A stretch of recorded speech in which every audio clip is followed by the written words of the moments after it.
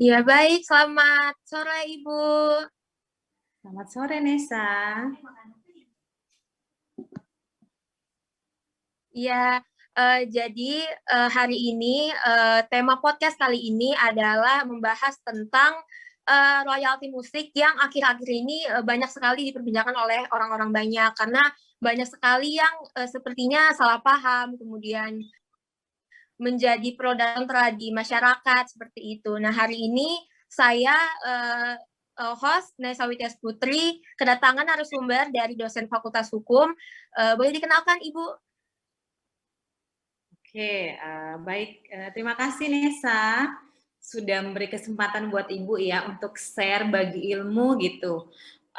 Di saat ya bulan puasa ini semoga tetap semangat ya puasanya. Oke, saya Zulfia Maka. Saya adalah dosen Fakultas Hukum Universitas Borneo Tarakan. Saya mengenal Nesa karena ngajar juga di Fakultas Hukum Unmul ya. Mengenal Nesa karena ngajarnya HKI, hak kekayaan intelektual, yang kebetulan ya sangat ini ya sangat erat dengan tema yang akan kita bahas kali ini yang memang sangat apa ya sangat krusial ya. Anak-anak muda pasti pengen tahu sebenarnya gimana sih ini, apakah harus ikutin PP-nya atau nggak usah deh gitu.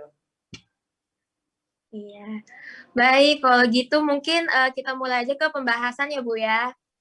Jadi kan banyak sekali orang yang salah paham. Nah, hadirnya Ibu di sini, saya ingin minta tolong sekali untuk Ibu menjelaskan nih sebenarnya apa sih royalti musik ini gitu.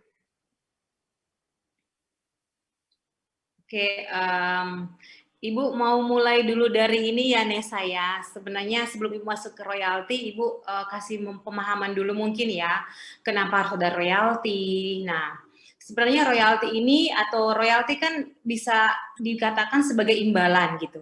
Imbalan atas pemanfaatan kita terhadap suatu karya seseorang gitu. Nah, karya ini kenapa harus kita hargai gitu? Apa sih? Nah, apa sih karya itu? Nah, ini masuk dalam lingkup yang dikatakan hak cipta. Hak cipta itu apa? Hak cipta itu diatur oleh Undang-Undang 28 tahun 2014, di mana hak cipta itu adalah hak eksklusif. Hak eksklusif itu yang hanya dimiliki oleh pencipta maupun pemegang hak cipta. Nah, hak eksklusif itu apa? Hak eksklusif itu terbagi atas hak ekonomi, yaitu hak untuk mendapatkan keuntungan. Siapa sih yang boleh mendapatkan keuntungan apabila hak cipta ini diperbanyak oleh orang lain? Siapa sih yang boleh mendapatkan keuntungan apabila hak cipta ini dipakai oleh orang lain? Nah, itu yang disebut dengan hak ekonomi. Terus ada hak moral. Hak moral ini terkait dengan penghargaan kita terhadap pencipta. Tidak boleh mengubah bentuk atau jenis lagu atau lirik lagu atau apapun itu. Nah, sekarang kan banyak beredar nih, anak-anak muda suka cover lagu gitu kan di YouTube. Sehingga yang tadinya nadanya yang harusnya mengikuti nada yang disesuaikan oleh pencipta ataupun lebih banyak mendapatkan keuntungan ya dalam hal ini ya banyak pemasukan ya uang atau apapun tuh ya itu adalah si pengcover lagu bukan si pencipta. Tapi undang-undang menyebutkan bahwa yang wajib mendapatkan itu adalah si pencipta. Kenapa dia wajib? Ya iya, masa dia menciptakan, orang yang menciptakan sesuatu itu nggak mungkin semalam ya diciptakan, apalagi lagu. Keterkaitan antara bait yang satu dengan bait yang lain itu butuh waktu yang sangat banyak gitu. Misalnya dia lagi galau, lagi senang, lagi jatuh cinta atau apapun itu yang dia tuangkan lewat karya atau lewat lagu yang dia wujud nyatakan. Nah, lingkup hak cipta ini dia bukan cuma lagu, tapi adalah ilmu pengetahuan, seni dan sastra juga. Jadi seperti itu. Jadi kenapa harus dihargai? Karena suatu ciptaan ini yang dia tuangkan atau yang dibuat oleh pencipta itu membutuhkan waktu, tenaga, dan uang. Dan ini tidak mungkin semua orang bisa. Nah, gitu. Misalnya kayak Nesa kan ya punya skill di bidang ini. Yang nggak mungkin misalnya teman Nesa yang sekelas itu sama juga punya skill yang seperti ini. Nah, ini kan adalah talenta yang dimiliki oleh orang masing-masing. Makanya itu harus kita hargai. Nah, terus kemudian kenapa harus ada royalti? Royalti itu apa? Menurut PP yang terbaru tentang royalti, PP 56 tahun 2021 yang baru disahkan oleh Pak Jokowi ya, itu baru sekitar bulan Maret ya, disahkan oleh Pak Jokowi. Apa sih royalti itu? Royalti itu adalah imbalan atas pemanfaatan kita terhadap hak ekonomi atau atas pemanfaatan kita terhadap lagu orang lain. Nah, misalnya nih kita sering di kafe nih, sering duduk denger kok ada yang muter lagu gitu kan, lewat baik itu lewat melalui kaset atau apapun. Ada kita duduk lagi live musik, tapi lagu itu sudah pernah dinyanyikan oleh orang lain gitu. Nah, kok enak betul ya di kafe ini dapat uang kan, kita bayar makanan, kita bayar minuman, tapi penyanyi ini yang menciptakan ini kok nggak dapat apa-apa.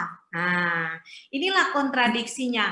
Kita hanya menyanyikan saja, tidak perlu menciptakan, hanya cukup menyanyikan apa yang sudah dinyanyikan oleh penyanyi sebelumnya gitu. Nah, jadi bagi saya ya, saya sebagai pengajar HKI, menurut saya membayar royalti itu merupakan hal yang wajib.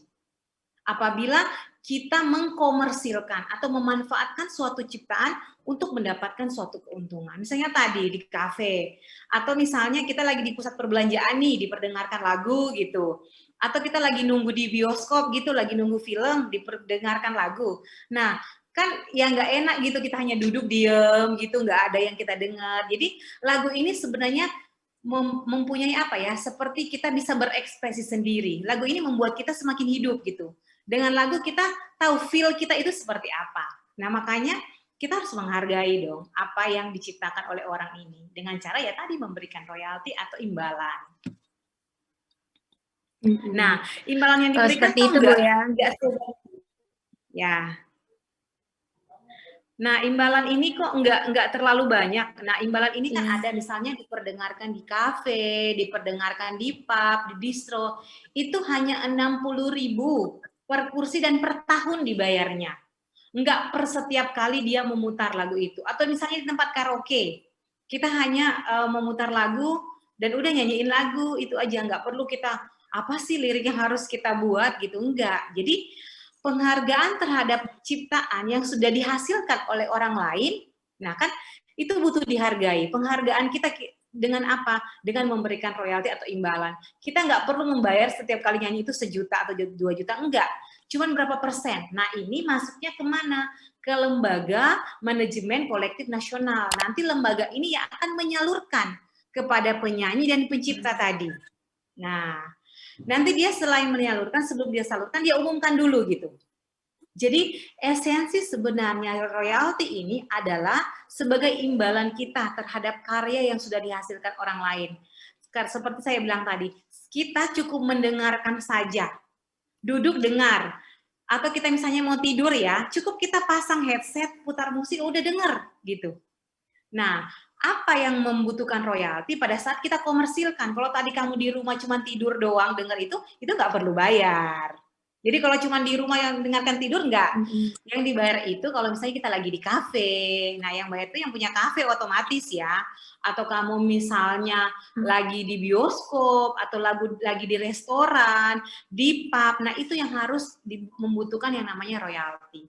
Tapi kalau kamu cuma pakai sendiri, tidak membutuhkan tidak memakai yang namanya untuk komersil atau keuntungan, itu nggak perlu, nggak wajib. Karena yang komersil itu kan kita bisa tentukan nih, yang mana sih yang termasuk di komersil kan, yang mana enggak. Komersil itu misalnya di supermarket nih, belanja. Kan orang belanja ini pasti bayar, dengerin lagu. Yang kedua, sambil nunggu-nunggu di bioskop nih, bioskop kan bayar nih karcisnya. Yang ketiga, di pesawat. Nah, daripada duduk nggak ada yang didengerin gitu kan, dengerin anak nangis, mending dengerin lagu misalnya ya yang diputar oleh maskapai penerbangan. Nah, itu yang perlu membayar.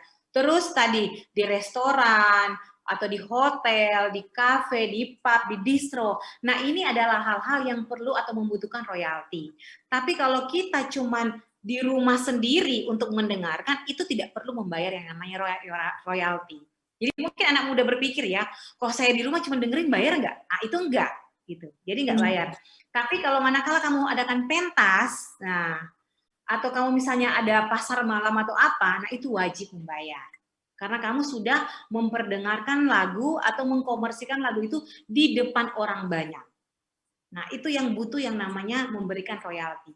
Tapi kalau kamu cuma pakai sendiri, ya udah lagi galau, Nesa galau ya, puterin lagu galau gitu gak usah bayar gitu. Lagi jatuh cinta, puterin lagu itu gak usah bayar, sendiri, cuma dengerin sendiri gak bayar. Yang perlu diberikan royalti itu hanyalah pada saat kamu mengkomersilkan lagu tersebut. Jadi ini ya, mungkin ruang lingkup ini yang perlu dipahami ya, oleh semua anak muda atau siapapun itu ya, mungkin ruang lingkup yang seperti ini yang perlu dipahami. Karena mungkin ada yang sudah berpikir, kayaknya saya harus bayar nih semuanya. Enggak. Jadi enggak. Kalau misalnya konser musik, itu harus bayar. Kereta api ya, di kereta api, kapal laut, pameran, bazar, terus bus, nah itu yang membutuhkan yang namanya pembayaran. Atau misalnya kita lagi di bank nih, di toko, tempat rekreasi misalnya ya, kita di tempat rekreasi ini kan pasti bayar karcis. Nah, itu yang membutuhkan yang namanya royalti.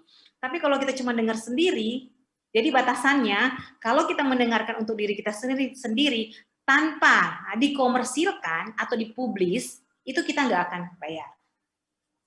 Tapi kalau manakala kita punya kafe kecil-kecilan, atau punya nada tunggu telepon, nah itu harus dibayar. Jadi seperti itu. Nah, anak muda ini kurang paham ya, mungkin menurut mereka semua pada bayar nih. Nah, inilah kenapa seperti ini, karena PP ini belum disosialisasikan. Kan dia baru dari Maret, April, ya baru sebulanan lebih, ini belum disosialisasikan, makanya orang-orang di luar sana berpikir bahwa semua harus bayar. Padahal nggak seperti itu. Ada hal-hal mana yang kategorikan komersil, mana yang nggak dikategorikan sebagai komersil. Jadi seperti itu. Nah, saya mau nanya nih Bu, kalau misalnya saya punya kafe atau restoran seperti itu, kemudian saya ingin membayar royalti tersebut gitu. Nah, yang pertama kali saya harus lakukan itu seperti apa Bu? Oke, pertama kan pasti restoranmu terdaftar nih, sudah terdaftar, punya NPWP, ada potongan pajak dan sebagainya. Nah, jadi ini kita harus kategorikan nih, tempat kafe atau restoran seperti apa, pasti NPWP. Nah, kemana kamu harus bayar? Kamu harus bayar ke Lembaga Manajemen Kolektif Nasional. Ini ada di Jakarta. Ada di Jakarta, itu juga bisa lewat website mereka, boleh ke sana, bayarnya ke sana. Karena dia udah menentukan gitu berapa persentase yang harus dibayar gitu. 60.000 per tahun, terus ada 50.000 per tahun. Nah, ini yang harus dibayar. Jadi kemana? Ke Lembaga Manajemen Kolektif Nasional. Lembaga ini adalah satu wadah yang mengcover gitu sebagai kuasanya si pencipta ataupun penyanyi. Jadi pencipta atau penyanyi ini yang sudah terdaftar di sini, pada saat kamu misalnya punya restoran akan membayar, mereka yang akan menyalurkan dananya ke situ. Terus bagaimana dengan tempat-tempat atau orang yang belum mendaftarkan? Nah, dia boleh melakukan pendaftaran ke Lembaga Manajemen Kolektif Nasional ini. Jadi silakan ke situ, nanti dia bilang tarifnya seperti ini, dia kasih tarif seperti ini, apakah pembayarannya melalui rekening atau seperti apa. Jadi membayarnya ke Lembaga Manajemen Kolektif Nasional sebagai orang yang dikuasakan oleh si pencipta maupun penyanyi tersebut. Nanti dia akan menyalurkan ke mereka. Jadi ada dana yang nanti masuk ke mereka juga sebagai dana untuk mengurus itu ya, dana cadangan juga, dan nanti akan disalurkan ke si penyanyi maupun pencipta. Jadi ke situ. Jadi jangan sampai ya saya punya restoran nih, nggak usah deh.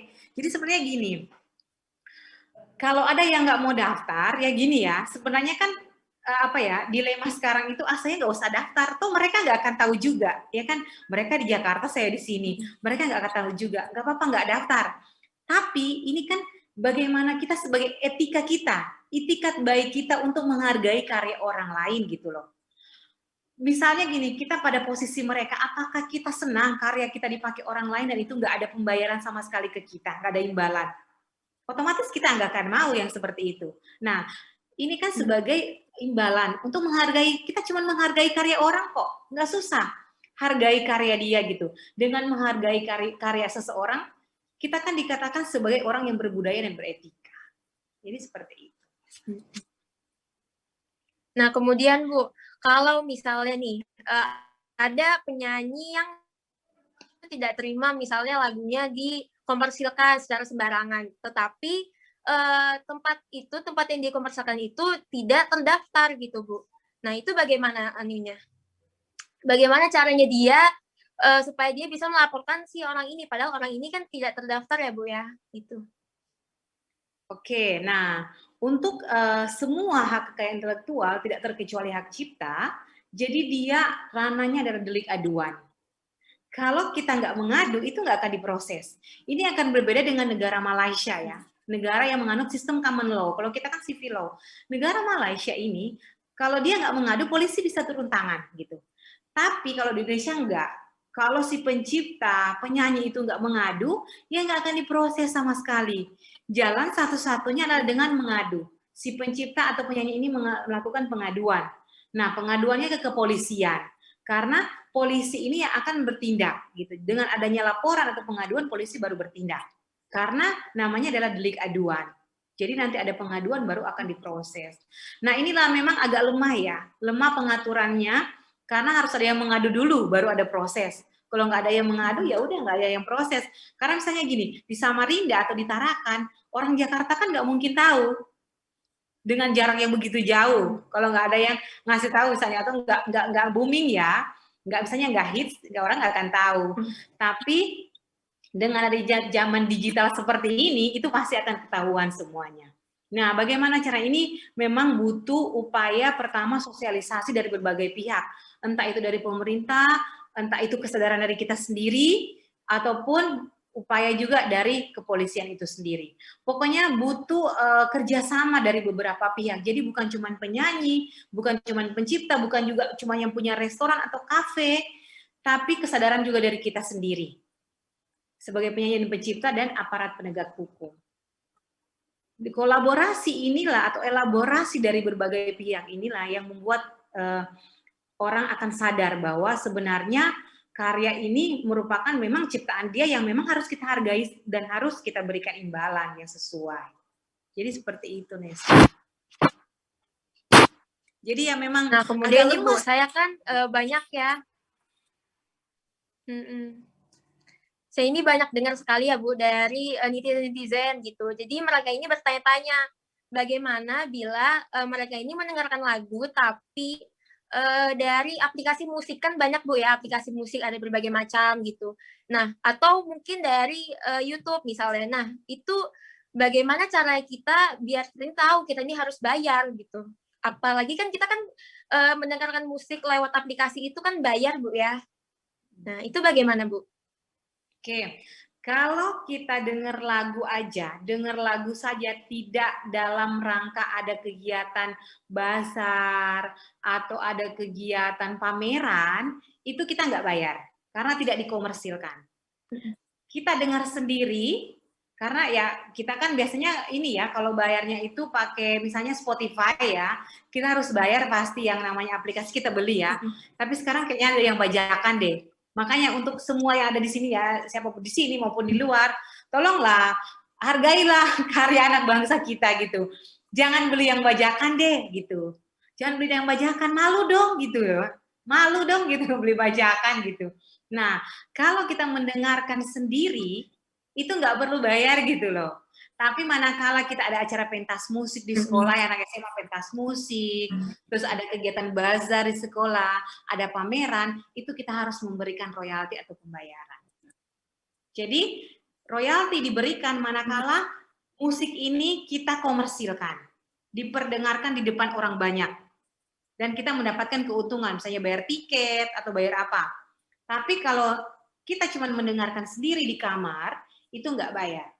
Karena nggak ada orang yang kita buat mendengarkan untuk menarik tarif ya, itu nggak ada. Jadi tidak perlu bayar apabila kita hanya mendengarkan sendiri. Manakala kita memberikan royalti, kalau kita publikasi ke orang atau diperdengarkan di pameran, punya kafe, restoran, punya toko, terus punya kantor ya, terus ada rekreasi, pusat rekreasi gitu ya, tempat-tempat rekreasi itu harus bayar. Atau misalnya di radio ya, kita lewat radio ya, itu harus bayar. Televisi harus bayar. Jadi seperti itu, Nesa. Jadi walaupun itu pakai aplikasi berbayar sekalipun, kita tetap harus membayar itu ketika itu dikomersilkan gitu Bu ya? Ya, benar. Harus bayar kalau kita dikomersilkan. Udah jelas, hak eksklusif. Yang boleh mendapatkan keuntungan, yang boleh memperbanyak, yang boleh mengumumkan cuman pencipta dan penyanyi. Orang lain yang bukan itu, yang tidak dialihkan, itu tidak boleh.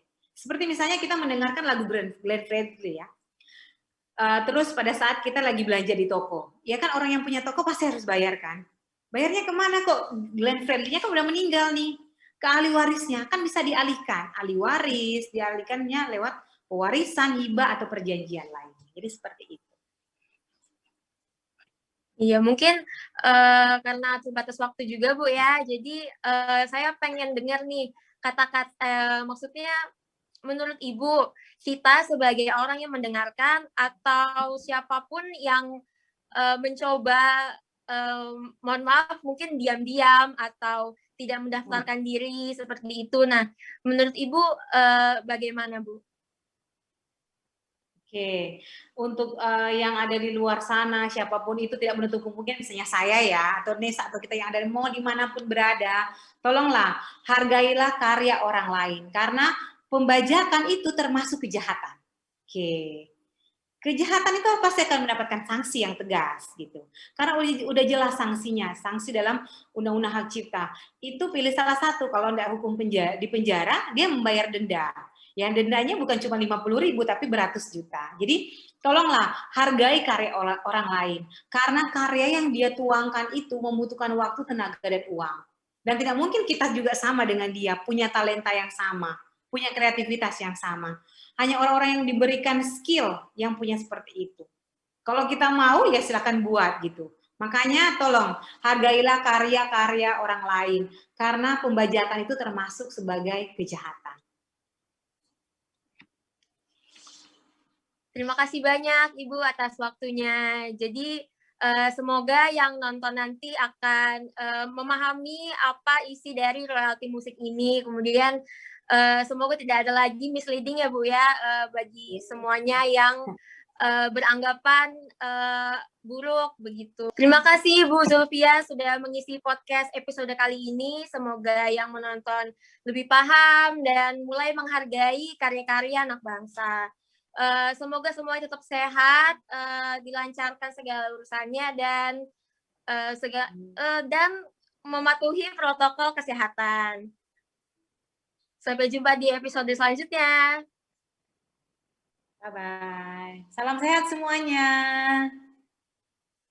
Makasih Nesa.